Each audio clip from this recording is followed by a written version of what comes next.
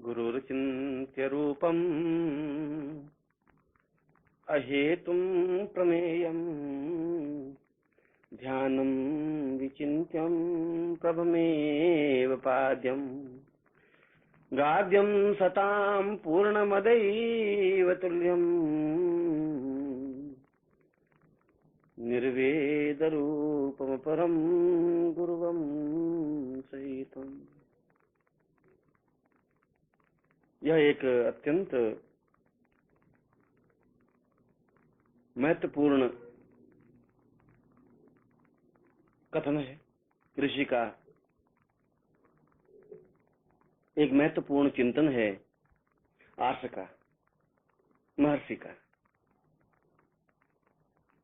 क्योंकि जीवन तब तक निस्सार है, व्यर्थ है, जब तक जीवन का कोई प्रयोजन न हो, जब जीवन का कोई लक्ष्य ही नहीं है, जब जीवन का कोई प्रयोजन ही नहीं है, जब जीवन का कोई चिंतन ही नहीं है, तो फिर जीवन क्या है, कौन सा है, किसे हम जीवन कहें?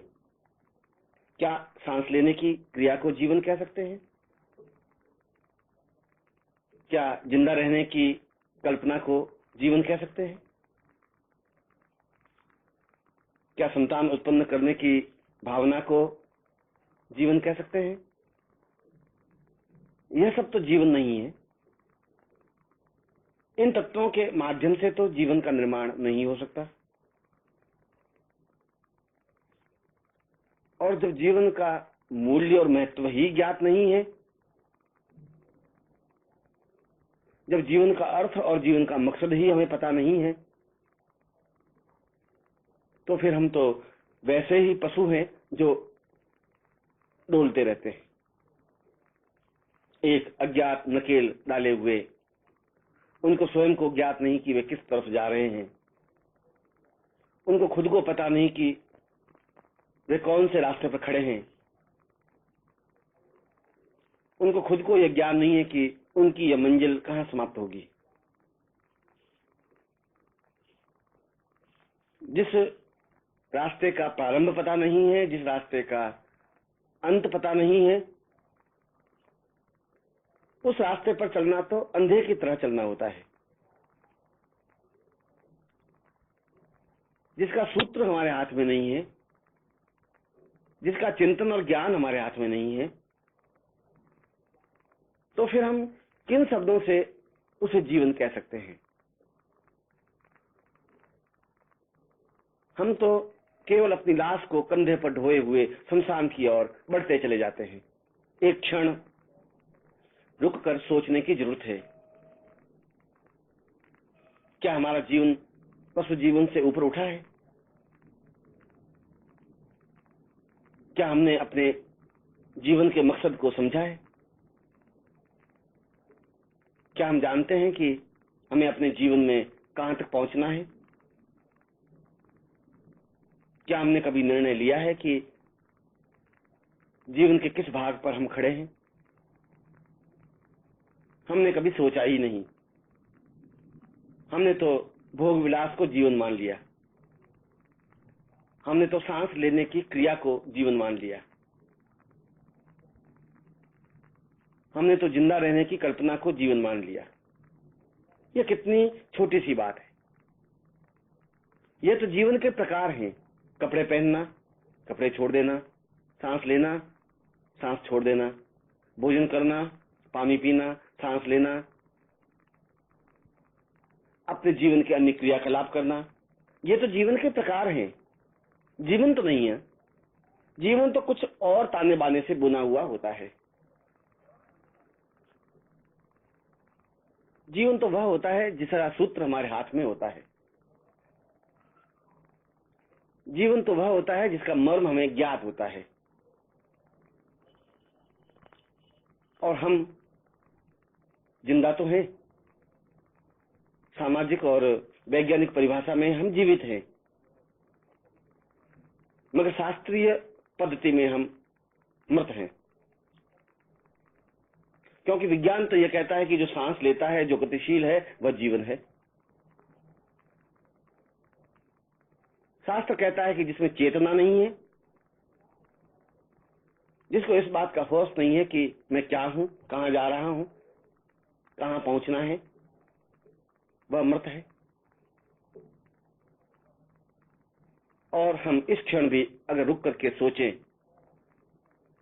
तो हमें ज्ञात ही नहीं है कि हमें कहां पहुंचना है। हमने तो चांदी के चंद टुकड़ों को इकट्ठा करने की क्रिया को जीवन मान लिया, 2-4 मकान बना लेने की जीवन पद्धति को जीवन मान लिया। यह तो जीवन नहीं है। यह तो जीवन का एक प्रकार है, चाहे भौतिक दृष्टि से जिए, चाहे निर्धनता में जिए, चाहे अमीरी में जिए, चाहे वैभव में जिए। और जब तक जीवन के चिंतन को नहीं समझेंगे तब तक हम सही अर्थों में जीवित भी नहीं हो पाएंगे। मगर यह जीवन को परिभाषा को समझाएगा कौन? कौन बताएगा कि हमारे जीवन का मकसद क्या है? कौन बताएगा कि यह जीवन व्यर्थ है या यह जीवन प्रामाणिक है? कौन समझाएगा कि जीवन को किस तरीके से जीना चाहिए? क्या आपाधापी में भागते रहने को जीवन कहते हैं? क्या हड़बड़ाहट में चलते रहने की क्रिया को जीवन कहते हैं? क्या हर समय व्यस्त रहना और तनाव में से गुजरने की क्रिया को जीवन कहते हैं? क्या वृद्धता और जर्जरता, रोग और बीमारी, अशिक्षा और अभाव, कष्ट और पीड़ा को जीवन कहते हैं? और क्या कफन ओढ़कर शमशान में सो जाने को जीवन कहते हैं? शास्त्र में तो इसको जीवन नहीं कहा जाता। शास्त्र में तो इस क्रिया को मृत्यु कहा जाता है। और हम सही अर्थों में जीवित मुर्दे हैं, जो चलते तो हैं मगर होश नहीं है, जो खाते पीते तो हैं मगर उसका कोई अर्थ नहीं है, क्योंकि हमने कभी इन रहस्यों को, इस पद्धति को, इस चिंतन को सोचा समझा ही नहीं। और नहीं सोचा समझा तो उसका आनंद भी नहीं लिया जा सकता। जीवन का आनंद तो वो लेते हैं जो जीवन को समझते हैं। जो कभी मानसरोवर के किनारे गया ही नहीं, वह मानसरोवर के आनंद को समझ ही नहीं सकता। जो छोटी छोटी तलैयाओं के किनारे बैठा रहा है, वह क्या समझे कि मानसरोवर में क्या आनंद है, कितनी विस्तृत झील है, कितना गहर अतल जल है, कितना स्वच्छ निर्मल पानी है। वह उसके वैभव को, वह उसकी संपदा को, वह उस झील की विशालता को नहीं समझ सकता। वह उस तलैया को ही जीवन मान बैठा है। एक मेढक यदि एक कुएं के एक किनारे से शुरू होकर के और पूरा चक्कर लगाकर उसी स्थान पे आ जाए और वह कहे कि यही पूरा विश्व है, तो उसके हिसाब से तो यही विश्व है, क्योंकि उसने पूरा राउंड लिया है, पूरा चक्कर काटा है। मगर यदि कभी उस मेढक को तालाब में डाल दिया जाए तो इतने अथाह जल को देखकर आश्चर्य में पड़ जाएगा कि अरे, मैं तो कुछ नहीं था, दुनिया तो कुछ और है, संसार तो कुछ और है। और यदि वह भूले भटके इस तालाब का भी पूरा चक्कर लगा दे और यह मन में प्रसन्नता व्यक्त कर ले कि मैंने अब पूरा विश्व देख लिया है, पूरा जीवन देख लिया है, अब इससे बड़ा तालाब, इससे बड़ा जल की राशि, इससे बड़ा जलाशय क्या हो सकता है? ये तो बहुत लंबा चौड़ा तालाब है और मैंने प्रयत्न करके इसका पूरा एक चक्कर लगाया है, मैंने देखा है, यही तो जीवन है। और यदि वह समुद्र में गिर जाए और समुद्र के अथाह जल को देखे तो उसे आश्चर्यचकित हो जाना पड़ेगा कि वह तो एक छोटा सा हिस्सा था, वह जीवन था ही नहीं। तुम्हारी भी स्थिति उस कुएं के मेढक की तरह है, जिसे तुम एक सीमित दायरे में घूमने की क्रिया को ही जीवन मान लिया है। पत्नी है, 1-2 पुत्र हैं, थोड़ा सा धन है, मकान है, समाज में संपदा है, सम्मान है, और इसी को तुमने जीवन मान लिया, क्योंकि इससे बाहर निकलने की क्रिया का तुम्हें ज्ञान ही नहीं रहा। कभी बाहर गए ही नहीं, कभी देखा ही नहीं कि इससे बड़ा भी कोई एक परिवेश है, एक स्थान है, और जब तुम वहां जाओगे तो तुम्हें देखोगे कि तुम जो जीवन जी रहे थे, तुम जिस घेरे में आबद्ध थे, वह तो एक बहुत छोटा सा हिस्सा है जिसमें कोई आनंद नहीं है। वह तो एक व्यवस्था है, एक मजबूरी है। समाज में जिंदा रहना तुम्हारी मजबूरी है, परिवार का पालन पोषण करना तुम्हारी मजबूरी है। समाज तुम्हारे साथ या परिवार तुम्हारे साथ नहीं चल सकता। परिवार का कोई सहयोग तुम्हारे जीवन में नहीं मिलेगा। जब वाल्मीकि को, जब वो डाकू थे, ऋषि तो बहुत बाद में बने, रामायण की रचना तो बहुत बाद में की। पहले तो भयानक डाकू थे जिनके नाम से पूरा आर्यावर्त घबराता था, थर थर कांपता था। उस रास्ते से कोई राहगीर जा ही नहीं सकता था। लूटना, खसोटना, मारना, छीन लेना ही उसका कार्य था।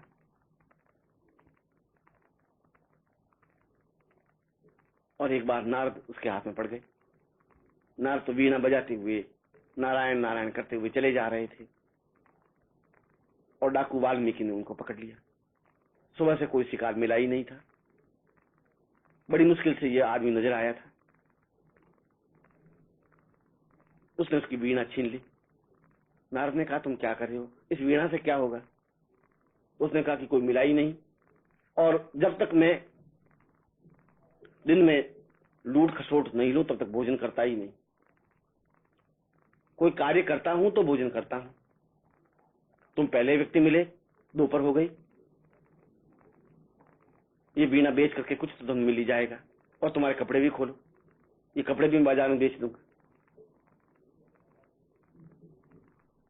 नारद ने कहा कि है तो यह पाप, ये तो अधर्म है। किसी साधु को, किसी सन्यासी को, किसी सामाजिक व्यक्ति को इस प्रकार से पकड़ना और छीन लेना क्या उचित है? उसने कहा, उचित तो नहीं है, मगर मैं ये करूंगा जरूर, क्योंकि मुझे अपने परिवार का पालन पोषण करना है। नारद ने कहा कि तुम्हारा परिवार तुम्हारा साथ देगा, क्योंकि तुम तो पाप कर रहे हो, ये पाप कर्म है। वाल्मीकि ने कहा कि जरूर ये पाप कर्म है, किसी की हत्या कर देना पाप है, किसी को छल के साथ लूट लेना पाप है। मैं जानता हूं कि ये पाप है, मगर मैं अकेला ही तो पाप नहीं कर रहा हूं, अपने परिवार के लिए कर रहा हूं। परिवार मुझे साथ देगा ही। नारद ने कहा, तुम पहले अपने परिवार वालों को पूछ लो। वाल्मीकि ने एक रस्सी से नारद को पेड़ से बांध लिया, घर गए। बुढ़ी मां को पूछा कि तू मुझे बता कि मैं जो छीना झपटी, लूट खसोट, हत्याएं कर रहा हूं, ये पाप तो है ही? मां ने कहा, बेटा जरूर पाप है, और मैं इससे तुम लोगों को रोटी दे रहा हूं, अन्न दे रहा हूं, आवास दे रहा हूं, तो तुम भी पाप में भागीदार हो। मां ने कहा, मैं तो पाप में भागीदार नहीं होती। ये तुम्हारा कर्तव्य है कि तुम मां को रोटी खिलाए। तू कैसे कमा के लाता है ये तू जाने। पाप करेगा तो पाप का फल तू भुगतेगा, मैं तो भुगतूंगी नहीं। मुझे, और मैंने पाप के लिए तुझे कहा भी नहीं, मैं इसमें भागीदार नहीं हो सकती। वाल्मीकि पत्नी के पास गया। पत्नी को कहा कि देख, मैं डाकू हूं और सैकड़ों लोगों की हत्याएं की हैं, लूटा है, खसोटा है, मारा है, उसके गहने छीने हैं, और तुझे दिए हैं, तुझे पहनाए हैं। क्या छीनना, झपटना, लूटना, मारना पाप है? पत्नी ने कहा कि निसंदेह पाप है। वाल्मीकि ने पूछा, तो ये तुम्हारे लिए कर रहा हूं, क्योंकि ऐसा करने पर ही तो मैं तुम्हें अन्न दे सकता हूं, भोजन दे सकता हूं, आवास दे सकता हूं, गहने दे सकता हूं, और तुम्हारे लिए ये कर रहा हूं, तो तुम भी तो पाप में भागीदार हो। पत्नी ने कहा, मैं तो पाप में भागीदार नहीं रहती, मैं हूं ही नहीं। एक पति का कर्तव्य है, धर्म है कि वह पत्नी का भरण पोषण करे। तुम मेरा भरण पोषण करो। कैसे करते हो ये तुम्हारी जिम्मेवारी है, ये तुम्हारा धर्म है। पाप का फल तुम्हें भोगना पड़ेगा। वाल्मीकि वापस आ गए, नारद को बंधन से छुड़ाया, छोड़ दिया, और उसी क्षण उन्होंने डाकू का कार्य छोड़ करके, छीना झपटी का कार्य छोड़ करके एक साधु जीवन प्रारंभ कर दिया। क्या तुम भी वाल्मीकि डाकू से कुछ कम हो? क्या तुम छीना झपटी नहीं कर रहे हो, छल नहीं कर रहे हो, झूठ कपट और असत्य नहीं कर रहे हो? और यह सब तुम परिवार वालों के लिए कर रहे हो, और तुम्हें यह गलतफहमी है कि ऐसा करने पर परिवार वाले तुम्हें साथ देंगे, पाप में भागीदार होंगे। पाप में भागीदार तो वो नहीं होंगे,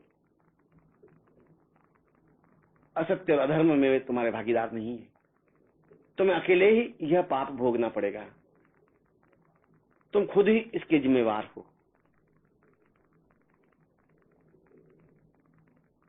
फिर तुम कब इस चेतना को, इस जीवन को समझ सकोगे? कब तुम्हें नारद मिलेंगे? कब तुम्हें ऋषि मिलेंगे? कब तुम्हें समझा सकेंगे कि यह जीवन नहीं है जो तुम कर रहे हो? परिवार का पालन पोषण करना तुम्हारा कर्तव्य और धर्म है, मगर यह परिवार के लिए कर रहे हो। तुम अपने लिए क्या कर रहे हो, कब कर रहे हो, कैसे कर रहे हो? और जब तक तुम ऐसा करोगे नहीं, तब तक जीवन में तुम्हें कुछ मिलेगा भी नहीं, तब तक जीवन का अर्थ समझोगे ही नहीं। जरूरत तो तुम्हें यह है कि तुम्हें कोई ऋषि मिले,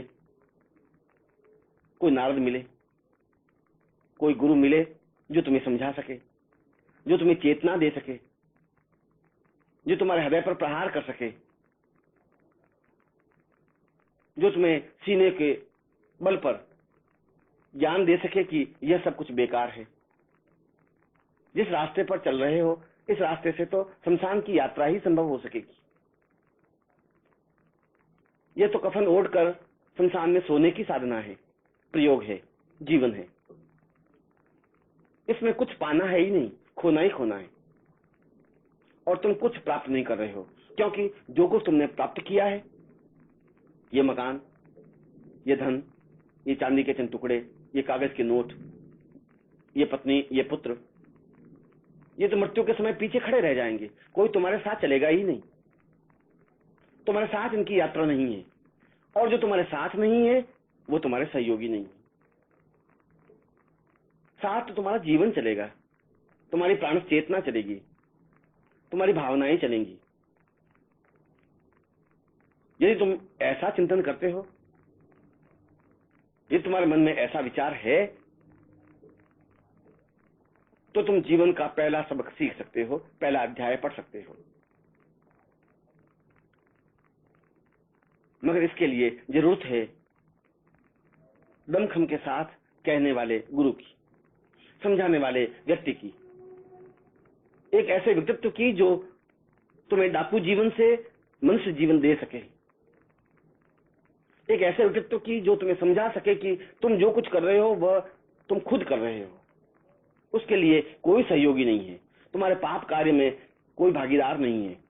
तुम जो झूठ और छल कर रहे हो उसका फल भी तुम्हें ही भोगना पड़ेगा।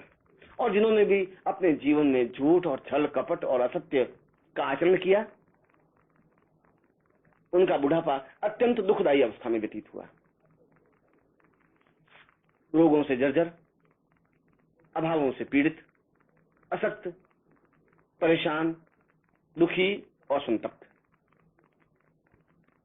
जब बेटे उनको पूछते नहीं, जब बहू उनका साथ देती नहीं,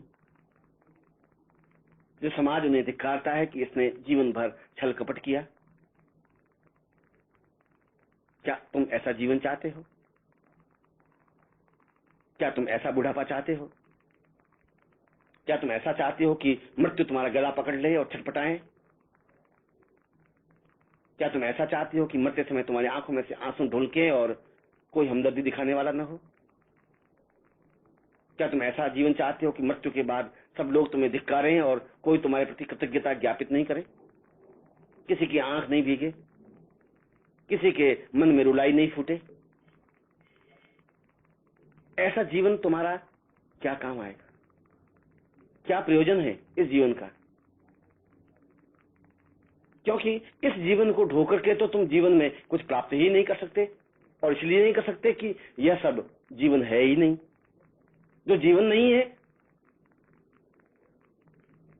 वह तो पत्थरों के ढेर को उठा के चलने की क्रिया है, जिसमें झूठ के पत्थर हैं, कपट के पत्थर हैं, असत्य और व्यभिचार के पत्थर हैं, और इनसे प्राप्त होता है दुख, परेशानियां, अड़चने, बाधाएं, रोग, जर्जरता, बुढ़ापा और मृत्यु।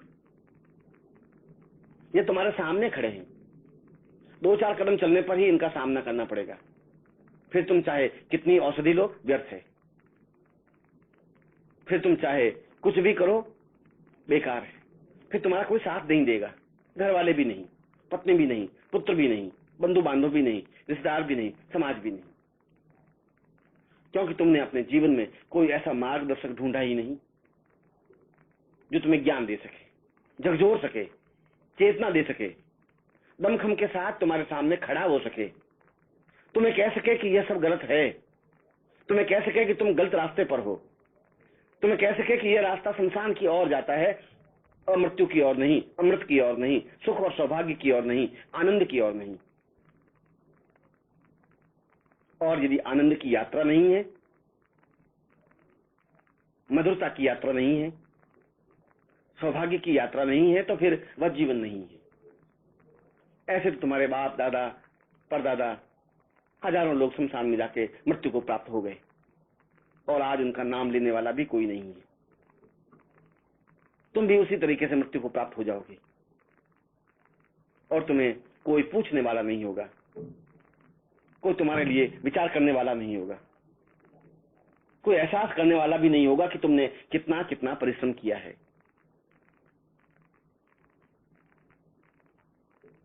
और इसीलिए जीवन में एक गुरु की जरूरत होती है, जरूरत होती है जीवन के मध्य में,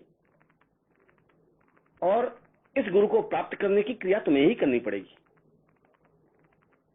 गुरु स्वयं तुम्हारे पास आकर के खड़ा नहीं होगा, तुम्हें ढूंढना पड़ेगा। नदी को खुद को गंगोत्री से चल करके समुद्र की ओर जाना होगा, समुद्र उठ करके गंगोत्री के पास नहीं पहुंचेगा। तुम्हें खुद को उठ करके उस पत्तों के पास, पुष्पों के पास, मधुरिमा के पास पहुंचना पड़ेगा, जहां सुगंधित हवा है, जहां आनंद की हिलोर है। वह खिलखिलाते झूमते हुए पुष्प तुम्हारे पास आकर के खड़े नहीं हो जाएंगे। यात्रा तो तुम्हें स्वयं को करनी होगी, तुम्हें स्वयं को खोजना होगा।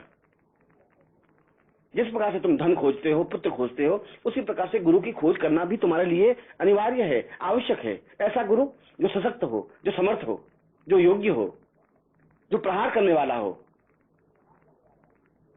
जो हाथ पकड़ के तुम्हें समझाने वाला हो, जो तुम्हें चेतना देने वाला हो।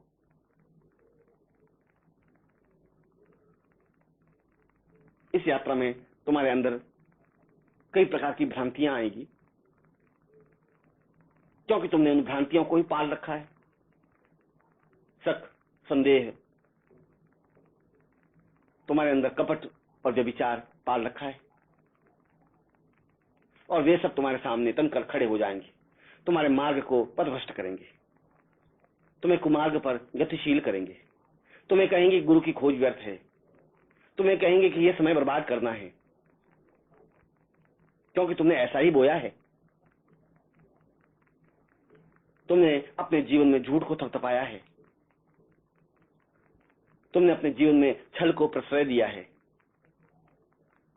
तुमने अपने जीवन में कपट का साथ दिया है, तो वे इस समय तुम्हारे सामने खड़े रहेंगे, क्योंकि इससे उनका स्वार्थ समाप्त होता है। कायर और बुज़दिल हताश हो जाते हैं, निराश हो जाते हैं, खोज बंद कर देते हैं। मगर जो हिम्मती हैं, जो दृढ़ निश्चयी हैं, जो एक क्षण के साथ जल उठने वाले हैं, जो निश्चय कर लेते हैं कि मुझे कुछ करना है, खोज करनी है, मुझे ऐसा घिसा पिटा जीवन नहीं जीना है, मुझे अपने जीवन में वह सब कुछ प्राप्त करना है जो जीवन का आनंद है, जीवन का ऐश्वर्य है, जो मृत्यु से अमृत्यु की ओर जाने वाला है, जो आनंद प्रदान करने वाला है, जो ऐश्वर्य प्रदान करने वाला है, जो सही अर्थों में पूंजी देने वाला है, धनवान बनाने वाला है, और इसकी खोज में जो पहला पग आगे बढ़ा देता है वह साधक है। जो दृढ़ता के साथ उस रास्ते पर खड़ा हो जाता है वह शिष्य है।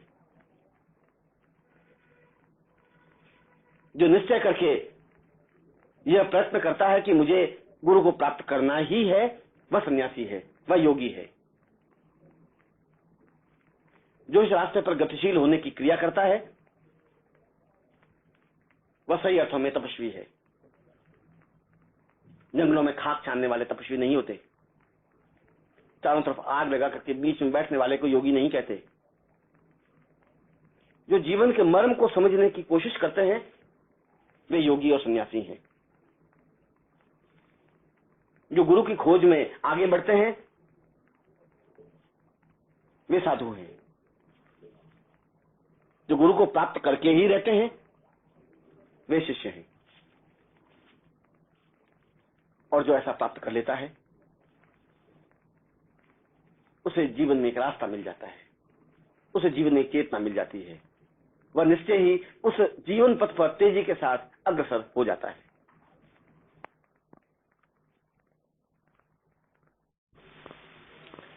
शिष्य तो उसे कहते हैं जिसमें श्रद्धा होती है। श्रद्धा और समर्पण, इन दोनों से जो निर्मित होता है वह शिष्य कहलाता है। और अगर शिष्य बनता है तो उसे रास्ते का भान होता है, ज्ञान होता है, जीवन के रास्ते पर गतिशील हो सकता है। दीक्षा लेने वाले को शिष्य नहीं कहते, सिर मुंडने वाले को भी शिष्य नहीं कहते, हरिद्वार में स्नान करने वाले को भी शिष्य नहीं कहते, और गुरु के पैर दबाने वाले को शिष्य नहीं कहते। ये सब तो उसके प्रकार हैं। शिष्य का तात्पर्य है नजदीक होना, गुरु के बहुत अधिक नजदीक हो जाना, इतना नजदीक हो जाना कि गुरु और शिष्य में कोई अंतर ही नहीं रहे। अगर अंतर ही रह गया तो फिर शिष्य बने ही नहीं, फिर वो अपने मुंह से शिष्य नहीं कह सकता अपने आप को। इतना भी गैप नहीं रहना चाहिए, इतना भी अंतर नहीं रहना चाहिए कि बीच में से हवा भी निकल सके। उसके जीवन का सारा चिंतन, सारा क्रियाकलाप गुरुमय ही हो जाता है। गुरु ही उसका ओढ़ना, गुरु ही उसका बिछोना, गुरु ही उसका भोजन, गुरु ही उसका खाना, गुरु की वाणी ही बोलना और गुरु के शब्दों को श्रवण करना, गुरु की सेवा ही करना और गुरुमय हो जाना। उसकी आंखों में गुरु का भाव तैरने लगता है, वही तो शिष्य बन सकता है। और इस जीवन के रास्ते पर केवल शिष्य चल सकता है। साधक तो बहुत छोटी चीज है। शिष्य के सामने साधक की कोई औकात नहीं होती। योगी तपस्वी उसके सामने कहीं ठहर नहीं पाते। उसके सामने देवता और यक्ष, गंधर्व और किन्नर अपने आप में कोई मूल्य नहीं रखते। तो शिष्य अपने आप में एक चेतना पुंज होता है, दीपक होता है, जो अपने आप में श्रद्धा का पूर्ण स्वरूप होता है, समर्पण की साकार प्रतिमा होता है, जो गुरु के जागने से पहले जागता है, जो गुरु के सोने के बाद सोता है, जो केवल इस बात का ही चिंतन करता है कि गुरु के तनाव को कैसे दूर किया जाए, गुरु को कैसे प्रसन्नता प्रदान की जाए, गुरु की किस प्रकार से सेवा की जाए, हम गुरु के किस प्रकार से हाथ पैर बने, आंख बने, नाक बने, सिर बने, विचार बने, भावना बने, धारणा बने, किस प्रकार से बने, किस युक्ति से बने। जो केवल इतना और केवल इतना ही चिंतन करता है वह सही अर्थों में शिष्य कहलाता है। और सच्चा शिष्य, सही अर्थों में बना हुआ शिष्य अपने आप में उस रास्ते पर खड़ा हो जाता है जो जीवन का रास्ता होता है, जो पूर्णता का रास्ता होता है, जो पवित्रता का रास्ता होता है, जो ब्रह्म को पहुंचाने का रास्ता होता है। इसलिए शिष्य की समानता तो देवता, गंधर्व, यक्ष कर ही नहीं सकते। तपस्वी और साधु तो बहुत छोटी बात है, क्योंकि उसमें कुछ अलग तथ्य होता ही नहीं, वह गुरु का एक भाग होता है। गुरु की आंख को गुरु से अलग करके नहीं देखी जा सकती, गुरु के हाथ को गुरु से अलग करके नहीं देखा जा सकता, गुरु के सिर को गुरु से अलग करके नहीं देखा जा सकता। ठीक उसी प्रकार शिष्य को भी गुरु से अलग करके नहीं देखा जा सकता। जो केवल संपूर्ण दृष्टि से गुरुमय हो जाता है वह शिष्य बन जाता है, और वह शिष्य बहुत बड़ा कार्य करता है, संसार का अद्वितीय कार्य, अप्रतिम कार्य, कि वह गुरु को एक चेतना प्रदान करता है, गुरु को एक अवसर प्रदान करता है कि वे अपने ज्ञान को संसार के सामने रख सके। यदि गुरु अपने छोटे छोटे कार्यों में ही व्यस्त हो जाएगा तो ज्ञान किस समय देंगे, चेतना किस समय देंगे, जीवन के मूल्यवान कार्य किस समय करेंगे। इन छोटी छोटी चीजों को अपने ऊपर से लेकर के गुरु को अवसर प्रदान करता है कि वह ज्ञान की नदी प्रवाहित करे। उनके कार्यों और तनावों को अपने ऊपर लेकर के गुरु को यह अवसर प्रदान करता है कि वह ज्ञान का मानसरोवर अपने सामने जागृत चैतन्य करे, जिसमें हजारों लाखों लोग स्नान कर पवित्र हो सकें, दिव्य हो सकें, जिसमें शिष्य अवगाहन कर सके।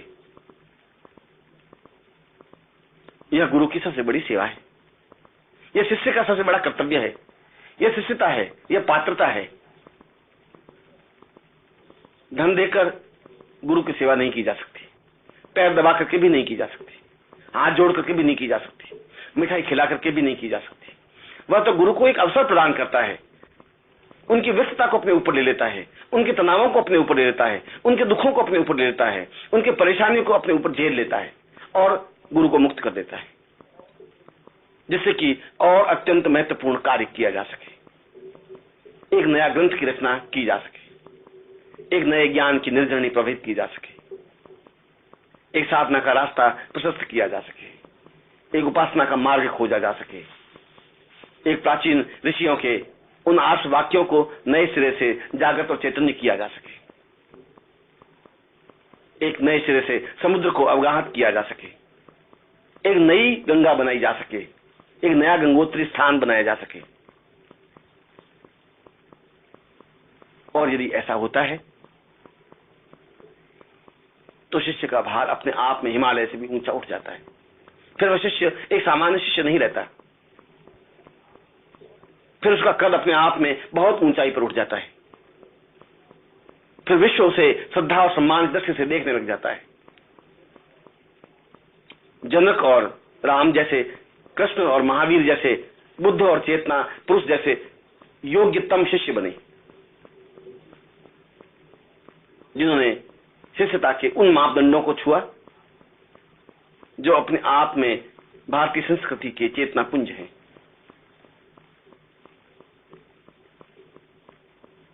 और यदि शिष्य इस श्रद्धा, इस सम्मान को लेकर के, इस समर्पण को लेकर के आगे बढ़ता है तो फिर उसे ध्यान करने की जरूरत होती ही नहीं, क्योंकि वह तो हर क्षण खोया रहता है अपने गुरु के चरणों में। उसे गुरु के चरण दिखाई नहीं देते, वह हरिद्वार दिखाई देता है। वह उन चरणों को स्पर्श करता है तो ऐसा लगता है कि जैसे उन्होंने काशी का चरण स्पर्श किया, ऐसा लगा कि जैसे उसमें काशी विद्यमान है, वाराणसी विद्यमान है, हरिद्वार विद्यमान है, गंगा उसमें है, यमुना है, सरस्वती है, नर्मदा है, सिंधु है, कावेरी है और समस्त समुद्र है। वह उन चरणों में काबा देखता है, काशी देखता है, वह देखता है मक्का और मदीना देखता है। वह उन चरणों में अपने संपूर्ण देवताओं के दर्शन करता है। फिर उसे अन्य साधना करने की जरूरत नहीं रहती, अन्य साधनाएं तो अपने आप में गौण हो जाती हैं। गुरु का शरीर तो अपने आप में जीवित जागृत मंदिर है, चलता फिरता मंदिर, ज्ञान का साकार पुंज, और वह साकार पुंज को समेटे हुए शिष्य आगे बढ़ता है। शिष्य की आंख बदल जाती है, वह उस सामान्य गृहस्थ घटिया लोगों की तरह गुरु को देखता ही नहीं। उसके गुरु के रूप में ब्रह्मा, विष्णु, रुद्र, इंद्र, वरुण, यम, कुबेर, नैऋत्य, दिक्पाल अपने आप में सामने साकार दिखाई देते हैं। जब वह भक्ति भाव से गुरु को प्रणाम करता है तो ऐसा लगता है कि सामने चारों वेद खड़े हैं, ऋग्वेद, यजुर्वेद, सामवेद, अथर्ववेद। गुरु का प्रत्येक शब्द अपने आप में मंत्रमय हो जाता है, वेद वाक्य बन जाता है। गुरु की दृष्टि अपने आप में पूर्णता की दृष्टि होती है, ब्रह्म की दृष्टि होती है, जिसे पाकर वह अपने आप को धन्य और गौरवशाली अनुभव करने लगता है। ध्यान प्रक्रिया तो अपने आप को खो जाने की प्रक्रिया है, अपने आप को अतल गहराइयों में डुबा देने की प्रक्रिया है। ध्यान का तात्पर्य तो इतना ही है कि उसे अपने शरीर का भान नहीं रहे। ध्यान की प्रक्रिया का तात्पर्य है कि मानसरोवर में बहुत गहराई के साथ डुबकी लगाई हुई हो। ध्यान की प्रक्रिया का तात्पर्य यह तो है कि बाहरी संसार और बाहरी क्रियाकलापों का कोई अस्तित्व, कोई भान उसके जीवन पर नहीं हो। और जब वह शिष्य बनता है तो वह उस उच्च कोटि के ध्यान में संलग्न हो जाता है जो गतिशील ध्यान है, जड़ ध्यान नहीं है। जड़ ध्यान तो आंखें बंद कर, पालथी मारकर अपने अंदर उतरने की क्रिया है, वह तो बहुत सामान्य है। आंख खोल करके ध्यान करने की प्रक्रिया अपने आप में ब्रह्म की प्रक्रिया है, यह ब्रह्म साधना है। गतिशील होते हुए ध्यान करते रहने को पूर्णता की साधना माना गया है। पूर्णमदः पूर्णमिदं पूर्णात् पूर्णदमुच्यते। दमुच्यते गतिशील है और पूर्ण बनता जा रहा है, गतिशील है और वह ध्यान करता जा रहा है, क्योंकि वह शिष्य गतिशील होते हुए भी उसकी आंख में केवल गुरु का बिंब ही रहता है, हर क्षण, हर पल, प्रतिपल। उसके जीवन का कण कण और रोम रोम गुरु में व्यतीत हो जाता है, लीन हो जाता है। उसका खुद का कोई अस्तित्व रहता ही नहीं, उसे अपने शरीर का भान ही नहीं होता, उसे सुख दुख व्याप्त होता ही नहीं, उसे थकावट लगती ही नहीं, वह एहसास ही नहीं करता कि मुझे विश्राम की जरूरत है। उसे एक ही चिंतन रहता है कि मैं गुरु के चरणों में किस प्रकार से रहूं, किस प्रकार से ज्यादा उनके कार्यों में सहयोगी बनूं, किस प्रकार से उनके ध्यान में डूबा हुआ रहूं। रात्रि को वह अगर सोता भी है तो मुंह से ही नहीं, उसके सारे रोम रोम से गुरु शब्द उच्चरित होता रहता है, गुरु मंत्र उच्चरित होता रहता है। उसका प्रारंभ, उसका सूर्योदय गुरु मंत्र से होता है और उसकी निद्रावस्था गुरु से संपन्न होती है। यह गतिशील ध्यान है, यह अपने आप में समाधि की क्रिया है। जमीन में गड़ने की क्रिया को समाधि नहीं कहते, वहां तो मुर्दे समाधिगत होते हैं, गड़ जाते हैं। जिसे अपने आप का भान रहता ही नहीं, जो संपूर्ण चेतना के साथ गुरु के ज्ञान को, गुरु के कार्य को, गुरु की भावनाओं को, गुरु के आदर को, उनके सम्मान को, उनके शरीर को, उनके सौष्ठव को अपने आप में पूर्णता देने का प्रयास करता है, यह समाधि है। जब उसमें कोई दूसरा बिंब होता ही नहीं, जब कोई दूसरी चेतना ही नहीं होती, जब कोई दूसरा कार्य होता ही नहीं, तो वह समाधि है। और यह गतिशील समाधि है जिसको पूर्णत्व समाधि कहा गया है। और जीवन के आयामों में पूर्णता प्राप्त करने में, ब्रह्ममय होने में दो ही तो मेन प्रकार हैं, दो ही तो आधारभूत सत्य हैं, ध्यान और समाधि।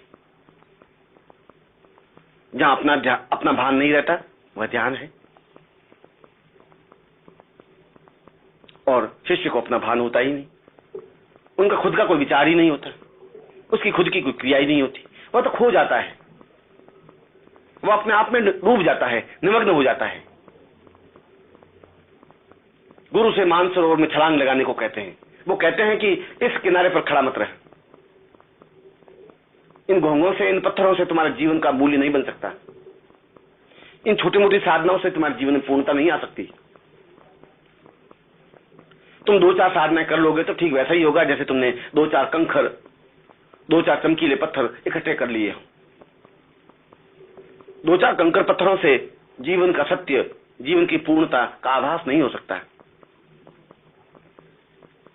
ये तुम्हें वास्तविक पूर्णत्व के दर्शन करने हैं यदि तुम्हें ब्रह्ममय बनना है तो फिर किनारे का मोह छोड़ना पड़ेगा, फिर तुम्हें बीच मानसरोवर में छलांग लगानी पड़ेगी, बिना किसी के साथ, उस खतरे को उठाते हुए, अपने आप को चैलेंज देते हुए, अपने आप को फना करते हुए। और जो बीच धार में छलांग लगा लेता है उसके हाथ मोतियों से भरे होते हैं। बाहर निकलते समय उसके सारे शरीर पर, हाथों में मोती ही मोती होते हैं। उसकी आंखों में एक चमक होती है, उसके लाट में एक प्रशस्तता होती है, उसका भाल हिमा से भी ऊंचा होता है, उसका सारा शरीर दैदीप्यमान हो उठता है। और यह जीवन का सत्य है। डूब जाना अपने आप में जीवन की पूर्णता है, क्योंकि वह सही अर्थों में पहली बार समाज के बंधन तोड़कर अपने पंख फड़फड़ाना सीखता है। तुम पिंजरे में बंधे हुए एक पक्षी हो, राजहंस, छोटे मोटे पक्षी ही नहीं,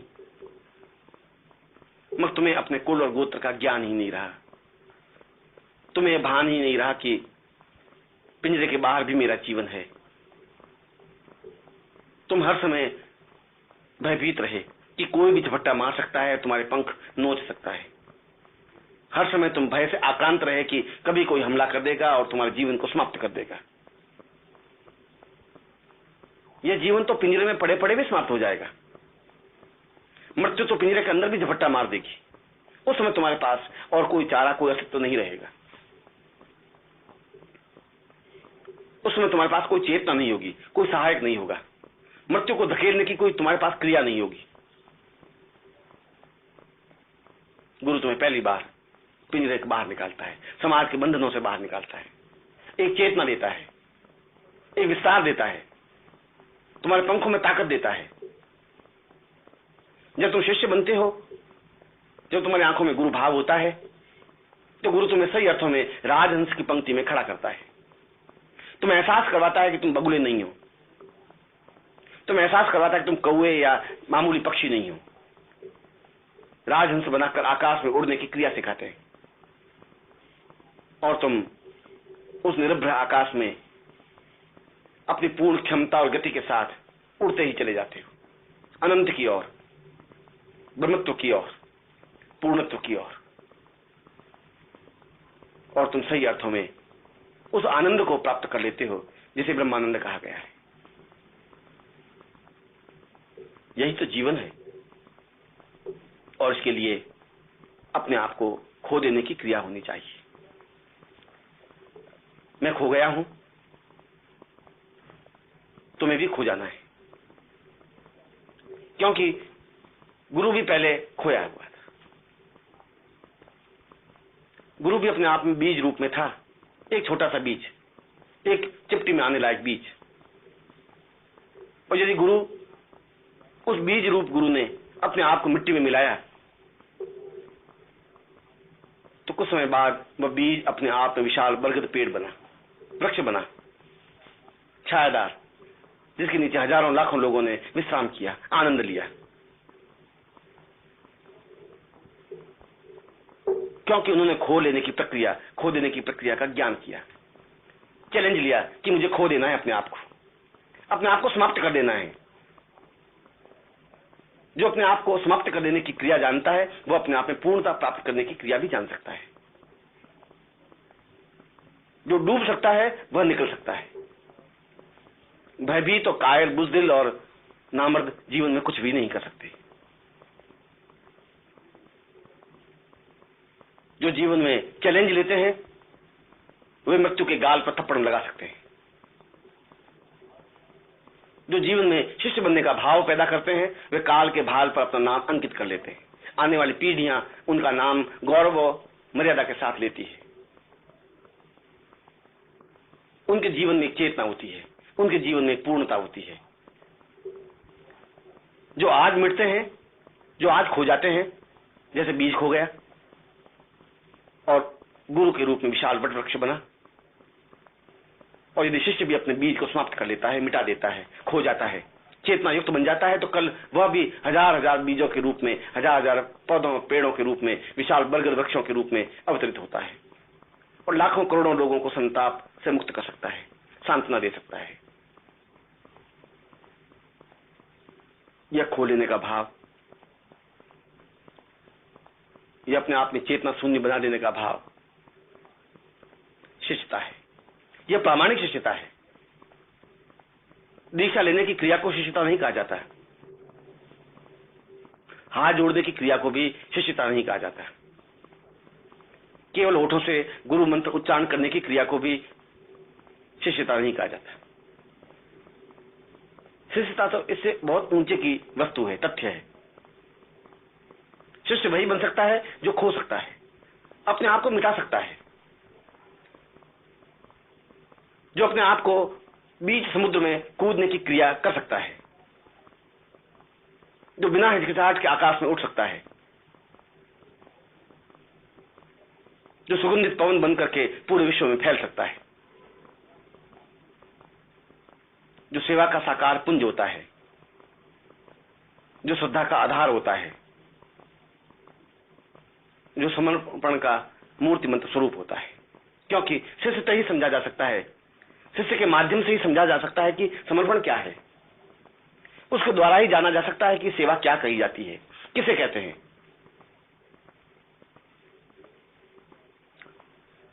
ये देवी देवताओं की सेवा और पूजा, घंटी घड़ियाल बजाना अपने आप में ढोंग है, पाखंड है।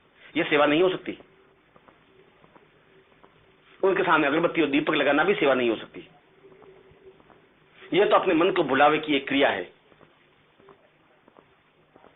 जो चैतन्य देवता तुम्हारा अगर लाभ नहीं उठा सकते तो पत्थर की मूर्ति तुम्हें क्या लाभ पहुंचा सकेंगी, बुद्ध तुम्हें क्या लाभ दे पाएंगे।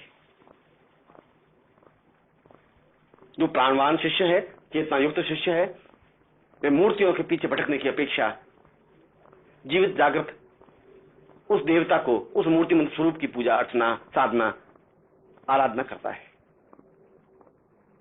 उसके लिए कोई गंगा नहीं होती, कोई यमुना नहीं होती। गुरु के चरण उसके लिए गंगा होते हैं। उसी में स्नान कर वो अपने आप को धन्य महसूस करता है।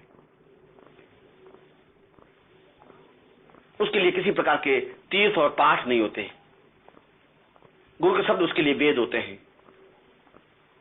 गुरु की आंखें उसके लिए अमृत वर्षा होती है, जिसमें भीग कर वह अपने आप को पूर्णता की ओर अग्रसर कर सकता है। गुरु के शब्दों में वेद और उपनिषद, शास्त्र और मीमांसाएं होती हैं, जो शिष्य में सीधे के सीधे उतर जाती है। पुस्तकों के माध्यम से और वेदों के माध्यम से ज्ञान नहीं हो सकता। चिल्लाने और चीखने से वेद सामने प्रत्यक्ष प्रकट नहीं हो सकते। वह तो स्वयं शिष्य वेदमय बन जाता है, शास्त्रमय बन जाता है। वह खुद अपने आप में छांदोग्य उपनिषद बन जाता है। वह अपने आप में मीमांसा बन जाता है, पुराण बन जाता है, क्योंकि वह अपने आप में सही अर्थों में श्रद्धा का एक स्वरूप होता है, समर्पण का एक भाव होता है। उसके माध्यम से पहचाना जा सकता है कि जीवन का मर्म और मकसद क्या है, और वह अपनी सितार को गुरु की सितार से जोड़ देता है, अपने प्राणों को गुरु के प्राणों से जोड़ देता है, अपनी चेतना को गुरु की चेतना से जोड़ देता है और सही अर्थों में गुरुमय बन जाता है। जब गुरुमय बन जाता है तो अपने आप ध्यान की प्रक्रिया प्रारंभ हो जाती है। फिर उसे पालथी मारकर ध्यान लगाने की जरूरत नहीं होती। फिर उसे भूमि में गड़कर समाधि लेने की क्रिया का आवश्यकता नहीं होती। फिर उसे किसी प्रकार की देवी देवता के सामने मनोती नहीं माननी पड़ती। फिर उसे हाथ नहीं जोड़ने पड़ते, गिड़गिड़ाना नहीं पड़ता, देवताओं के सामने खड़ा नहीं होना पड़ता, क्योंकि वह स्वयं गुरु को अपने अंदर समाहित कर पूरी तरह से खो जाता है, गुरुमय बन जाता है और वह दूसरों को खो लेने की भावना दे सकता है। ऐसा ही भाव तुम्हारे जीवन में बने, मैं आशीर्वाद दे रहा हूं।